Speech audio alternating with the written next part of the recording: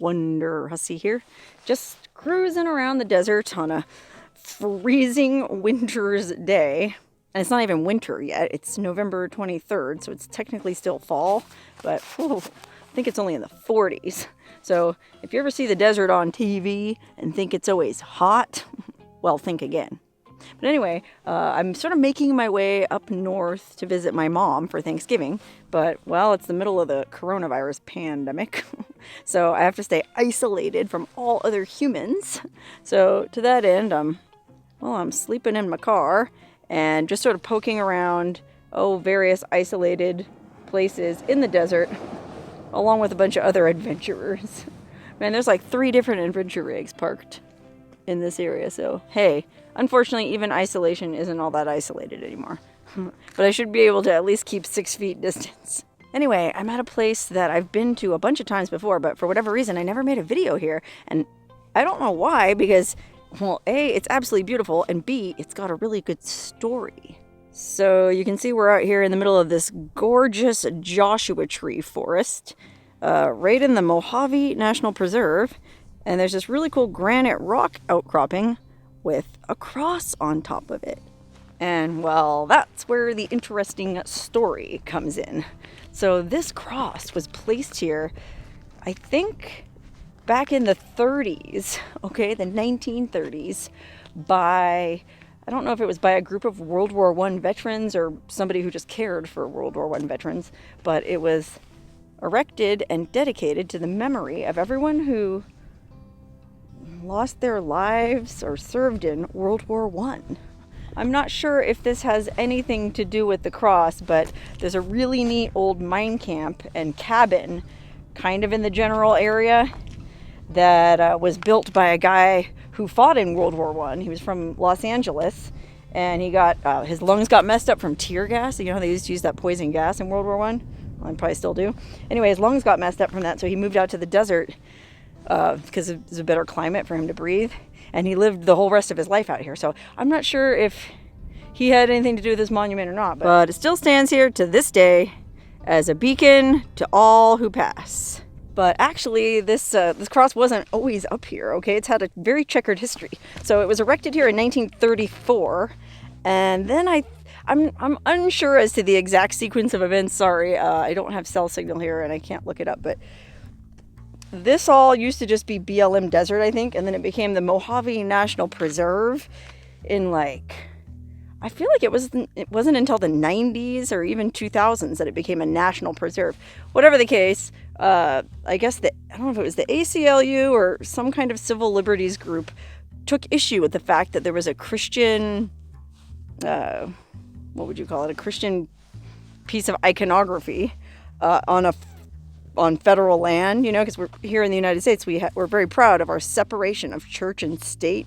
And so these people felt that it was improper to have this Christian symbol on federal property. So I, again, wish I had had the foresight to look this up before I came out here and didn't have cell signal. A group of, well, I don't want to call them militant atheists. I'm not sure what the deal was. Some group came up here and took the cross down. Okay? Now, I'm of mixed opinions, as I am on a lot of things. I am an atheist, I guess, or an agnostic. I don't know if I'd call myself an atheist. I'm not religious at all. I just try to be a good person. And yeah, it does bother me sometimes when my life is impacted by other people's religious beliefs. Well, thankfully I don't live in a country where, I have to wear a friggin' head covering or I can drive a car. I'm not saying it's that bad here, but there are certain things I'd like to be able to do that I can't, that have a basis in religion. On a hot day, if I'm at the beach, I'd like to be able to sit there with my top off, but unfortunately I'm not allowed to do that in most places in the US, and I feel like that all kind of traces back to the Christian origin story. Adam and Eve, and she ate that apple, and the snake told them that their private parts were bad, and so they had to start wearing clothes. I don't believe any of that. Okay, I don't think that just to be blunt, I don't think my nipples are going to really hurt anybody, and they're not bad, so why should I have to wear 2 triangles of cloth covering them?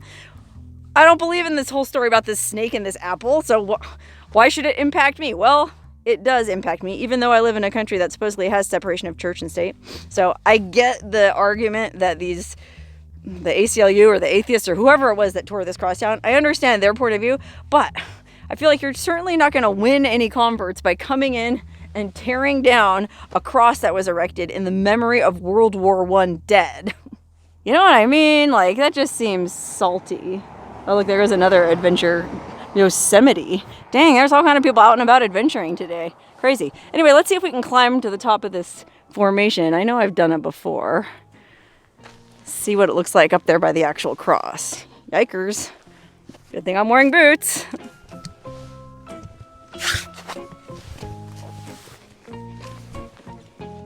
All right, we made it to the actual cross. Look at this.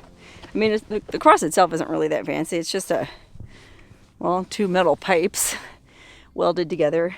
But it does have this amazing view out over the entire Joshua Tree Forest. There's my rig. There's actually campsites here. You can camp down there. Or you can see there's a little red van over there. They're camped. Golly, there's another rig way, way back in the distance there. Just a gorgeous place to camp. Anyway, I guess the veterans group came in and rebuilt the cross after whoever the opposition was tore it down. And I think it went back and forth a few times. And then eventually what ended up happening, the way they resolved this issue is, I guess a veterans group got together and raised the funds to buy this little piece of property in the middle of this national preserve.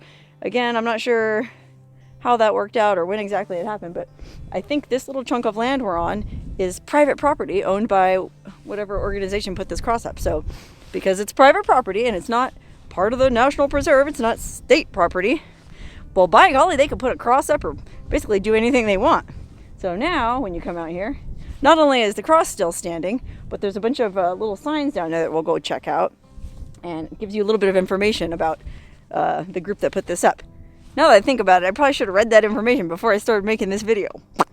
Now, I think in the intervening years, they actually changed it to where it's not just a memorial to World War I dead. Now it's a memorial to the dead of all wars because, well, look, you can see here. There's a sign right here at the base of the rock outcropping that says, "The Cross, erected in memory of the dead of all wars. Originally erected 1934 by members of the Veterans of Foreign Wars, Death Valley Post number 2884. Wow, imagine that. I didn't realize there was a Death Valley chapter of the VFW. I wonder where their clubhouse is. Man, that'd be a really interesting place to go check out. Anyway, there's a couple more signs here. Some information. Look at this. Warning, this property and any objects contained within it are privately owned and maintained by the VFW. Anyone caught removing or molesting same will be prosecuted to the full extent of the law. Wow, I mean, I guess it was a pretty contentious battle they had going there. Oh, look, here's some more information. The Mojave Cross, first erected in 1934, rededicated in 2012, so fairly recently. In honor and memory of all military dead of all wars, VFW, for those who gave all.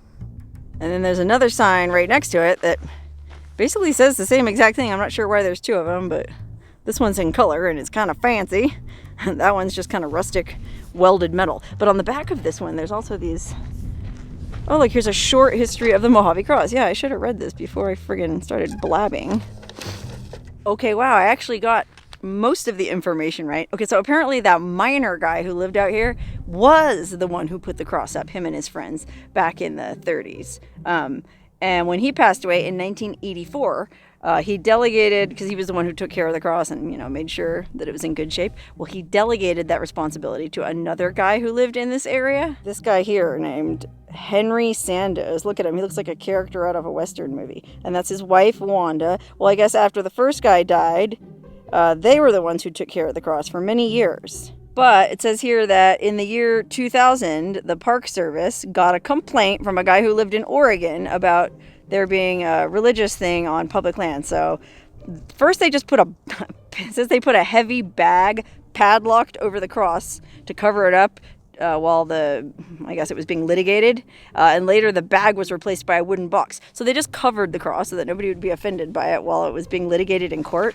Well, it says that the courts did rule in favor of the guy in Oregon, saying that, yeah, it shouldn't be here on federal land. So I guess it says lower federal courts agreed and ordered the removal of the cross, and they prohibited Congress from transferring the cross and the land on which it stood to the VFW.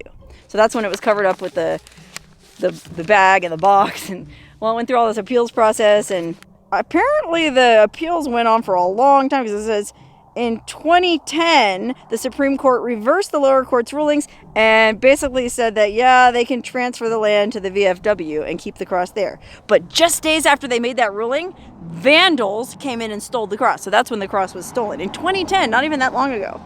So somebody came in 2010 and stole the cross, which was later recovered in, dun dun dun, the San Francisco Bay Area. Goddamn hippies. I'm just kidding. Don't be offended if you're a hippie. I consider myself a hippie. I just, I see both sides of all these issues. Anyway, long story short, they ended up getting the land, and now the cross is up here. Nobody's allowed to take it down, and if they do, well, by golly, they'll be prosecuted to the full extent of the law. Anyways, let me put this information back in here for the next person.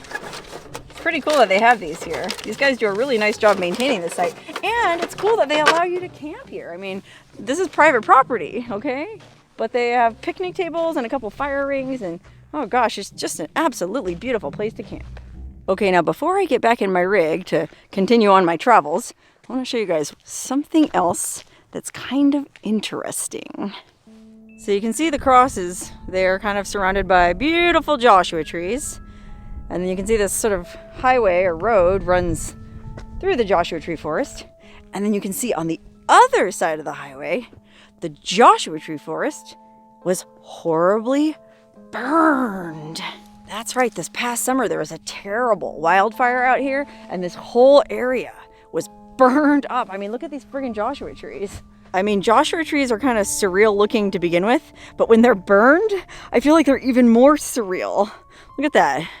It's interesting because the bark, I guess, is all sooty and black. And the little, what passes for leaves got all burned. But then you can see underneath, the trunk is showing through, and it's white, which is very interesting. Creates a very stark contrast. See, if you look around, pan around the desert, you can see all these blackened trees with little patches of white kind of shining through. It's totally surreal. I mean, this is a surreal landscape to begin with, but this just makes it even more post-apocalyptic. But what's interesting is all the Joshua trees on this side of the highway are burned to a crisp. But on the other side of the highway, they're still green. The fire didn't spread over on that side. Could it be the cross was protecting them? I don't know. I'm not a superstitious person, but it is interesting to note. All joking aside, though, this really was a terrible fire. I mean, look, even this little, I think that was a cholla, got completely fried. All the little prickly parts got burned off, and now all that's left are I don't know if you would call this the stem or the stalk. I'll bet you it's still alive down there, though, It'd be interesting to come back here in the springtime and see how all this stuff is regenerating, growing back to life. Because, man, these desert plants are friggin' tough, okay? First of all, they're used to growing in a landscape where there's like barely any rain ever. In fact, I don't think they got any rain at all this whole year, 2020. 2020. But it's also sad to think about, what about all the little desert animals? Like, okay, coyotes and jackrabbits, maybe we're fast enough to outrun the fire, but there's a lot of Mojave desert tortoise in this area. You know what happened to those poor little guys? They're so slow. I mean, I don't know if they're able to dig down underground into a burrow or something, if there's a fire coming, if they have the sense to do that, or, oh my gosh, if they found a bunch of burned up dead little tortoise in their shells. It's really sad to think about. Anyway, I hope you enjoyed this visit to this interesting little landmark, and well, I hope nobody was offended by the stuff I said in this video. I was just trying to be honest, which, well, it's always tough to be honest, but hey, that's how I feel. I can see both sides of the story. I don't agree with whoever stole the cross, and to be honest, I'm not even really sure I agree with the guy who filed the lawsuit in the first place. According to that flyer, he lived in Oregon. I don't know, I guess he came to this park and was offended by the sight of it, and Yeah, I take his point, but well, like with everything in this world, it's complicated. Anyway, I'm gonna get back in my rig now and keep on rolling through this beautiful desert and see what other interesting, isolated items of curiosity I come across. And I'll be sure to share them with you, so stay tuned.